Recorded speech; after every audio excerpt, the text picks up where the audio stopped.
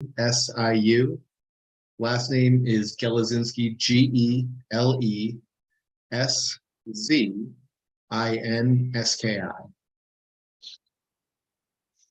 All right, Gelezinski. It's a hard G, but yeah. Gelezinski. Gelezinski. Yeah. Gelezinski. There you go. Yeah. Okay. All right. I'll do my best, but I apologize in advance for butchering that throughout the hearing. You're doing great. Okay. Mr. Gelezinski, are you expecting anyone else to join us here today? I don't believe so. Okay. I mean, like on the applicant owner side, anyone you wanted to testify for this project? I am the owner at this point. I did invite her name escapes me right now, but the woman who's in charge of Camp Washington, Sydney Nation. Gotcha. She was on the application. I'm not sure. Yeah, I had Sydney at CWURC, and an MS Williams, Stash at Capstone, and then an additional member of the public that reached out. But I just want to make sure that you're ready to proceed before we actually got started here, and you didn't want to wait for anyone else to join us. No, I'm ready. Okay, great. Let's go ahead and get started then. I need to read through our hearing script. This will just cover the procedure for the hearing, and then we'll jump into it. So this is the August 9th, 2023 session of the Zoning Hearing Examiner docket. The case before us today is case number ZH20230123. The purpose of this hearing is to allow applicants and any potential opposing parties to testify and to offer and refute evidence and testimony. This hearing will follow the rules found in the zoning code and the supplemental rules of the Zoning Hearing Examiner. All testimony and evidence that an applicant or any potential opposing party wishes to offer must be presented at this hearing. The hearing will proceed as follows. The applicant will first present the applicant's case. If there were anyone here from the public, they'd have an opportunity to speak after the applicant had presented its case. I will give the zoning plans examiner, Matt Lascheid, an opportunity to provide any testimony in addition to his staff report. In the event that any party testifies or offers argument in opposition to this application, the applicant will have an opportunity to rebut that testimony and or argument that was offered in opposition. And then finally, the applicant will have an opportunity to make any closing statements. After all presentations have been made, I will close the hearing. Decisions may be expected within 2 weeks. I may limit or exclude any testimony that I deem irrelevant or outside the scope of the application being considered. I may interrupt any speaker to ask questions or to make any comments. In the event of any technical difficulties, I'll do my best to troubleshoot those on the fly, but to the extent there's some defect that prevents us from meaningfully going forward with this hearing, I may continue or postpone the hearing at my discretion.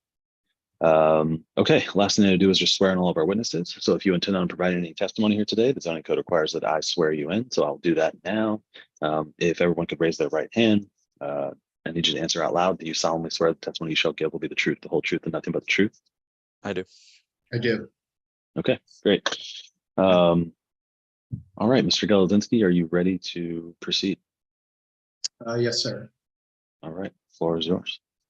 So I submitted this zoning variance application for the property located at 2900 Colerain Avenue. The property is currently a shell vacant property.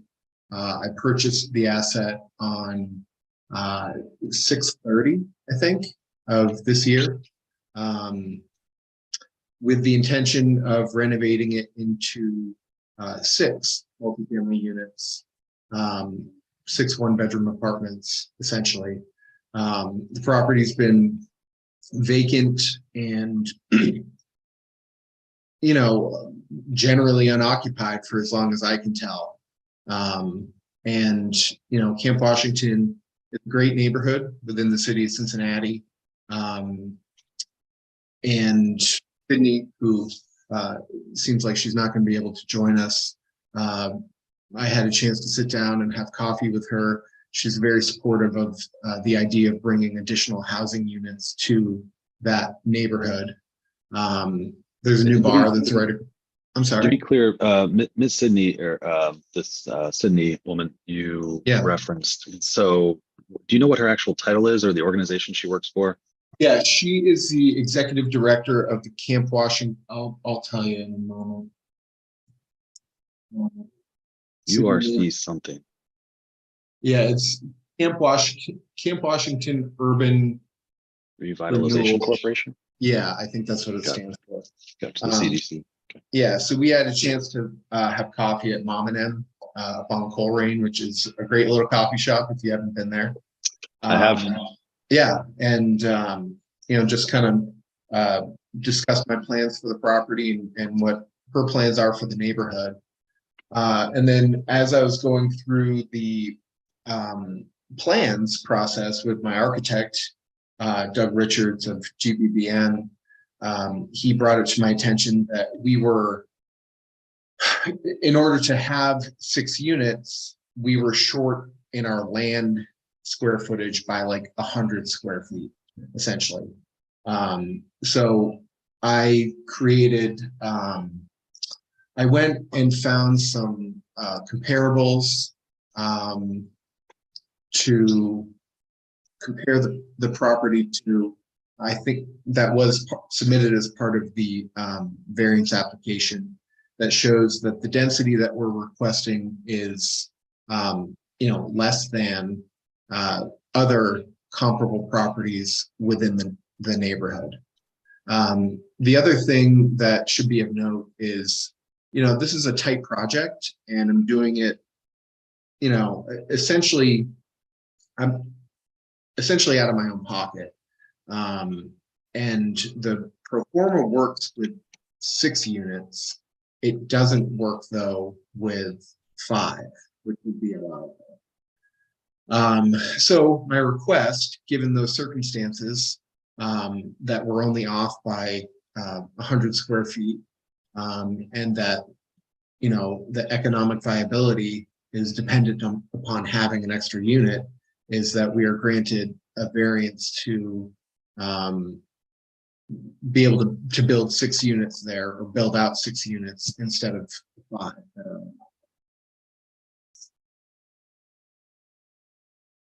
Gotcha. Okay. And is that, you referenced a conversation where you determined it was 100 square feet short? I'm sure Matt can confirm this, but is that the actual square footage that you were short of being permitted to have 6 units by right? Let me see here. Yeah, he's correct. The property is 4,095 square feet. And in order to have 6, you need to have 4,200 square feet. So he's following that metric 105 square feet short of by right. Gotcha. Okay. All right. And if I may, I do have the variance request that I submitted up on my screen, and I can share it with you to show you the units per acre and density and things like that. Sure. Okay. Share screen right there. Right here.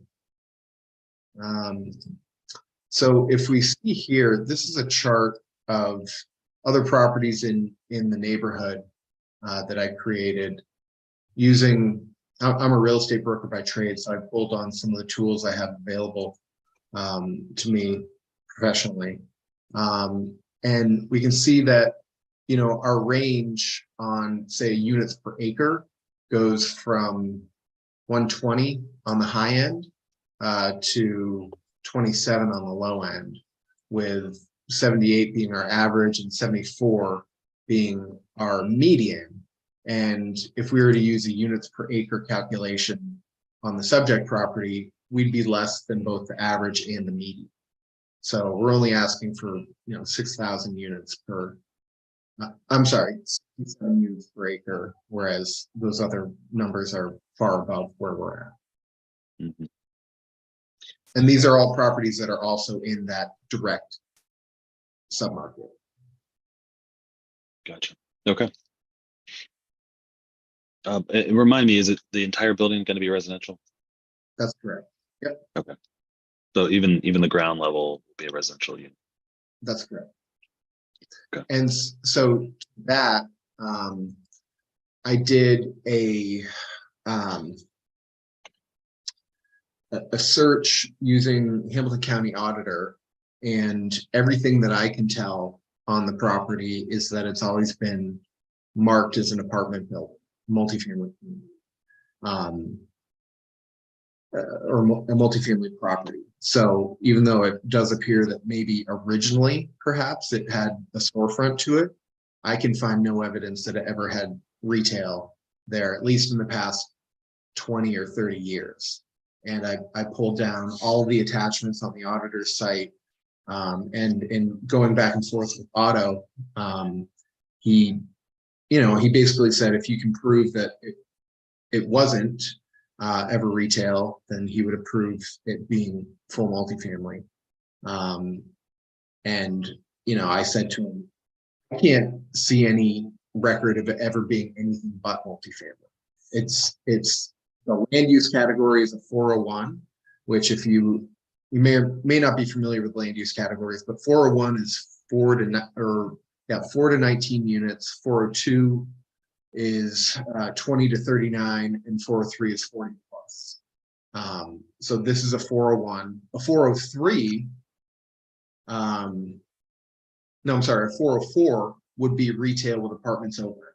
We're not categorized as a 403, we're a 401. Or I'm sorry, we're not categorized as a 404, we're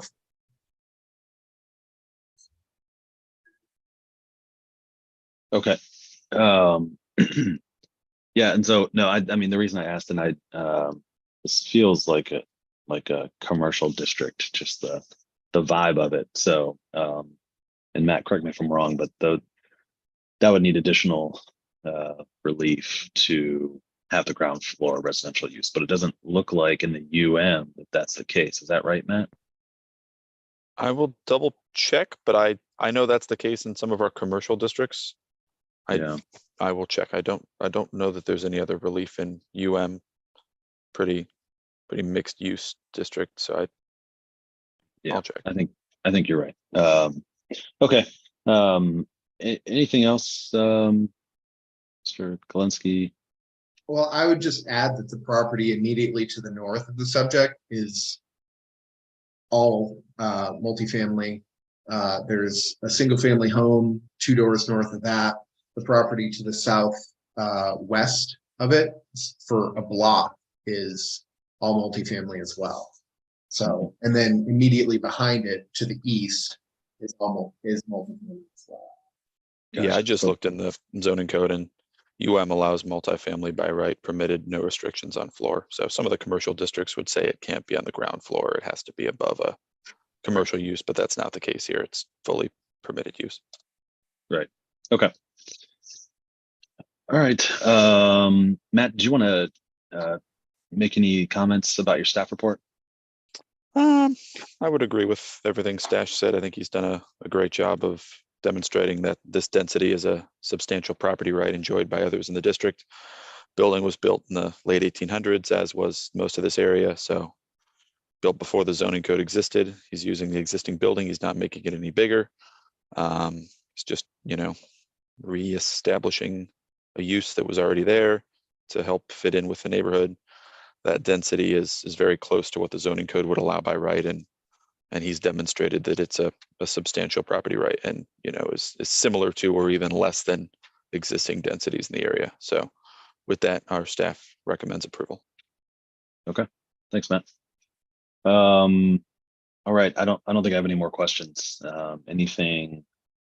If you would have told me I could call you Stash, that would have made things a lot easier to be at the beginning. So I'm sorry, I thought it was implied.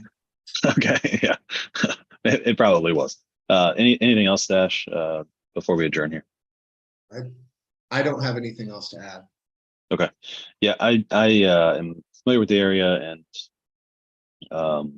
I've had a chance to review the application materials and staff report. Based on that, based on the testimony here today, I think it would be unreasonable to strictly apply the zoning code standards on density to this particular application in this development.